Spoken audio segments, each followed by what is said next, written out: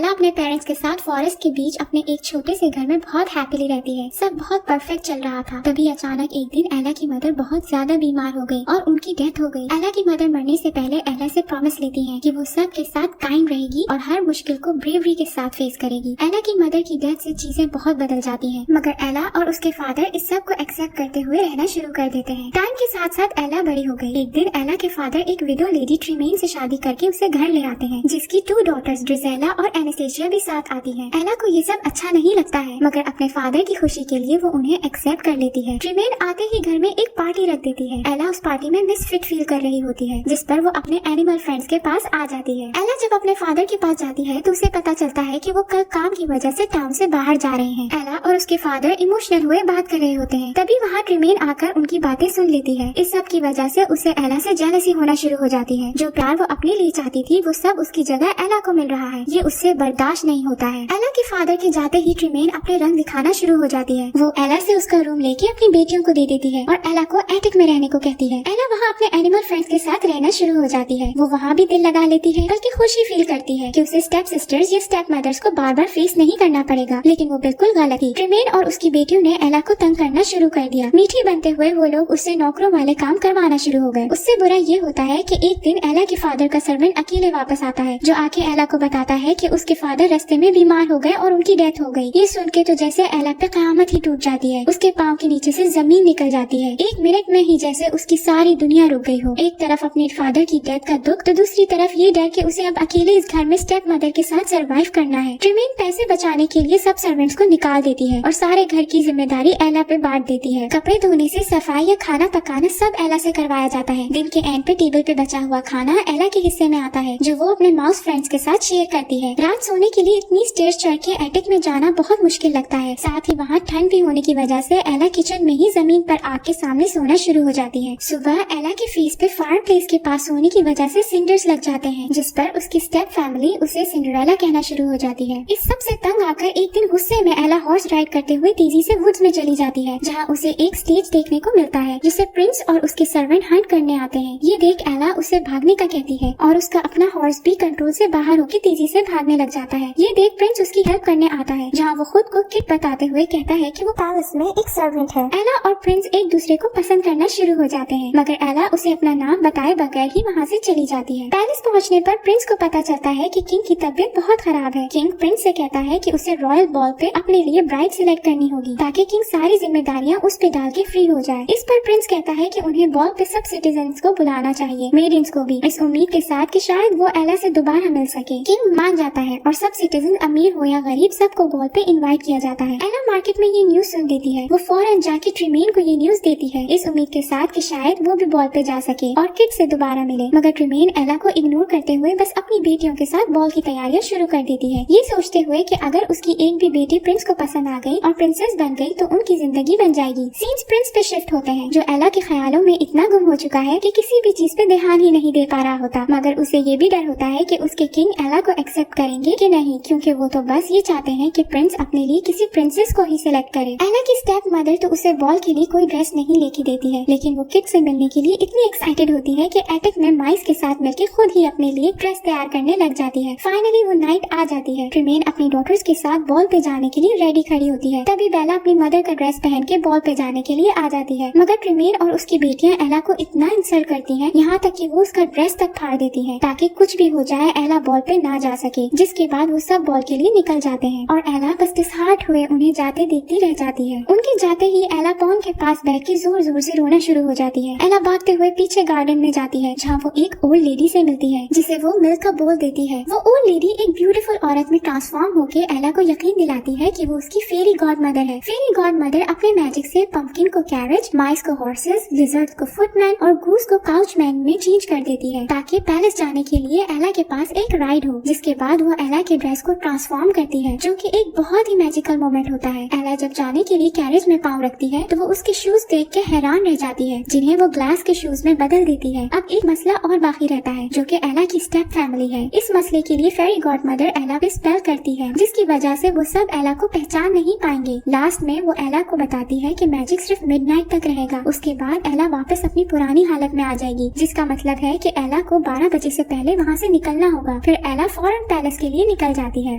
Ball पे सब citizen हर kingdom की प्रिंसेस पहुंच चुकी होती है, मगर प्रिंस की आंखों को जिसका इंतजार है वो अब तक वहां नहीं पहुंची है। ये चीज प्रिंस को कुछ बेचैन सी कर देती है, जिसका अंदाजा किंग लगा लेता है। किंग के सवालों से बचने के लिए प्रिंस एक प्रिंसेस को बात करने के लिए बुला लेता है। बॉल की सेलिब्रेशन स्टार्ट होने ही लगती है कि एंट्री होती है एला की, जिस पर सबकी नजरें उस पर पड़ती हैं और प्रिंस के साथ साथ सब बस उसे ही देखते रह जाते हैं। प्रिंस की खुशी का तो कोई ठिकाना ही नहीं रहता है। वो फौरन एला से मिलने के लिए आगे बढ़ता है। सब लोग साइड पे होके इन दो लवर्स के लिए रास्ता बना देते हैं। एला के लिए अब भी प्रिंस एक सर्वेंट ही है। वो किड से मिलके खुश तो बहुत है, लेकिन हैरान भी हो रही होती है कि सब बस उनको क्यों देख रहे हैं। प्रिंस उसे कहता है कि वो सब बस एला और उसकी खूबसूरती को देख रहे हैं, जिसके बाद दोनों डांस स्टार्ट कर देते हैं। ये एक बहुत ही मैजिकल क्यूट रोमांटिक मोमेंट होता है। एक आम सी लड़की पैलेस में एक प्रिंस के साथ डांस कर रही है। सबकी नजरें बस उन दोनों पे ही होती हैं। ट्रिमेन एला को पहचान तो नहीं पाती है, मगर प्रिंस को ऐसे उसके क्लोज देख के बहुत जेलस होने लग जाती है, जिस पर वो अपनी बेटियों को भी डांस के लिए भेज देती है। डांस के बाद प्रिंस एला को सबके बीच से निकाल के अपने साथ ले जाता है। यहाँ एला को पता चल जाता है कि किड ही प्रिंस है। वो बहुत हैरान तो होती है, मगर किड उसे काम डाउन करते हुए माफी मांग लेता है। यहाँ सब लोगों में फंस मच जाती है कि आखिर वो लड़की है कौन। कोई भी नहीं जानता है कि वो कौन है और कहाँ से आई है। प्रिंस एला को अपने साथ सीक्रेट गार्डन में ले जाता है, जहाँ वो आज तक किसी को नहीं लेके गया था। वहाँ वो एला को स्विंग देता है। तभी उसका शू उतर जाता है, जो प्रिंस नी पे बैठ के खुद एला को पहनाता है। प्रिंस एला से उसकी आइडेंटिटी पूछने की कोशिश करता है, मगर तभी एला को एहसास होता है कि 12 बजने वाले हैं, जिस पर वो प्रिंस से मजीद कोई बात किए बगैर वहाँ से भाग जाती है। किड उसके पीछे भागता है। पैलेस से निकलते हुए एला किंग से मिलती है, जिसे बस इतना कहती है कि उसका बेटा एक बहुत ही अच्छा इंसान है और किड उससे बहुत प्यार करता है। जिसके बाद वो बाहर की तरफ भाग जाती है और किंग बस उसे देखता ही रह जाता है। स्टेयर से उतरते हुए एला के पाँव से शू उतर जाता है। किड के पीछे आने की वजह से वो शू वहीं छोड़ के अपनी राइड में बैठ जाती है। प्रिंस को उसका शू मिल जाता है। प्रिंस शू लेके उसके पीछे जाने लगता है, मगर कैप्टन उसे वहीं रोक के सोल्जर्स के साथ एला के पीछे निकल जाता है। 12 बज जाते हैं और वो सब वापस चेंज होना शुरू हो जाते हैं। ये देख लिजर्ड सोल्जर्स को रोकने के लिए गेट बंद कर देता है। सोल्जर्स को पीछे छोड़ के जब ये लोग निकल आते हैं, सब वापस अपनी पुरानी हालत में आ जाते हैं, सिवाय एला के शू के, जिसका दूसरा हिस्सा प्रिंस के पास है। एला चलते हुए वापस घर की तरफ आती है। रास्ते में बारिश भी शुरू हो जाती है। अचानक पीछे अपनी स्टेप फैमिली की राइड आते देख एला फौरन घर के अंदर जाके शू छुपा देती है। रात एला इस सब के लिए इतनी एक्साइटेड नजर आती है कि फौरन फ्री होके इस सब के बारे में अपनी डायरी में लिखती है। सीन्स पैलेस में शिफ्ट होते हैं, जहाँ किंग की तबीयत बहुत खराब हो जाती है। वो अपने आखिरी टाइम में अपने बेटे के लिए वो सब करना चाहता है जो कोई भी अच्छा फादर करेगा। इसलिए किंग अपनी पसंद प्रिंस पे इम्पोज करने के बजाय उसे अपनी पसंद से शादी करने की परमिशन दे देता है। किंग प्रिंस से कहता है कि वो जितनी जल्दी हो सके उस लड़की को ढूंढ ले। ये कहते ही किंग की डेथ हो जाती है। किंग न्यू किंग बन के लोगों में ये खबर फैला देता है कि वो लड़की आकर प्रिंस को दूसरा शू दिखाए और अगर उसकी विश हुई तो किंग उससे शादी भी कर लेगा। ये सुन के एला खुशी खुशी घर की तरफ जाती है और एटेक में जाके शू ढूंढने लग जाती है। तभी उस पर रिवील होता है कि ट्रिमेन ने वहाँ उससे पहले पहुँच के शू ले लिया है। ट्रिमेन एला को कहती है कि वो सिर्फ तभी एला को किड से शादी करने देगी अगर एला उन सबको अपने साथ पैलेस ले जाए और अपनी स्टेप सिस्टर्स की शादी किसी रिस्पेक्टेबल आदमियों से करवाएगी। एला के मना करने पर ट्रिमेन शू लिए एला को एटेक में लॉक करके चली जाती है। ट्रिमेन शू का टूटा हुआ पार्ट ग्रैंड ड्यूक के पास लाती है, जो उसकी बेटियों की शादी करवाने के लिए तैयार हो जाता है, सिर्फ इस कंडीशन पे कि वो एला को हमेशा के लिए हिडन ही रखेगी। ट्रिमेन मान जाती है। ग्रैंड ड्यूक शू का टूटा पार्ट प्रिंस को दिखाता है और झूठ बोलता है कि वो लड़की खुद को छुपा रही है। किड उसकी बात नहीं सुनता है और कहता है कि कुछ भी हो जाए वो उसे ढूंढ के ही रहेगा। ग्रैंड ड्यूक किड से प्रॉमिस लेता है कि अगर वो लड़की ना मिली तो किड उस प्रिंसेस से शादी कर लेगा जिसे उसके फादर ने मरने से पहले पसंद किया था। किड मान जाता है। ग्रैंड ड्यूक किड को पैलेस में ही रहने का बोल के खुद कैप्टन के साथ हर घर और गली में जाके किंगडम की हर लड़की को शू पहना के ट्राई करता है, मगर किसी को भी शू पूरा नहीं आता है। फाइनली वो लोग एला के घर पहुंच जाते हैं, जहाँ एला की स्टेप सिस्टर्स को भी शू पूरा नहीं आता है। तभी एक बर्ड एटेक का डोर खोल देती है और एला की सिंगिंग की आवाज बाहर आनी शुरू हो जाती है। कैप्टन उस लड़की को बुलाने का कहता है, मगर ट्रिमेन कहती है कि वहाँ कोई नहीं है। ग्रैंड ड्यूक भी वापस जाने के लिए जोर डालता है। उसी दौरान किड, जो कि सोल्जर्स के बीच में छुपा हुआ सारा टाइम उनके साथ था, खुद को सबके सामने लाता है और उस लड़की को मिलने का ऑर्डर देता है, जिस पर कैप्टन जाके एला को एटेक से लेके आता है। किंग एला को मैरिज के लिए प्रपोज करते हुए वो शू पहनाता है, जिसके बाद एला किंग के साथ पैलेस के लिए निकल जाती है। जाते जाते वो अपनी मदर को किया हुआ प्रॉमिस पूरा करते हुए ट्रिमेन और उसकी बेटियों को माफ करके जाती है। लास्ट सीन्स में एला और किड शादी कर लेते हैं। किड सारी किंगडम के सामने अपनी क्वीन को किस करता है और फिर वो दोनों हमेशा साथ खुशी खुशी रहते हैं।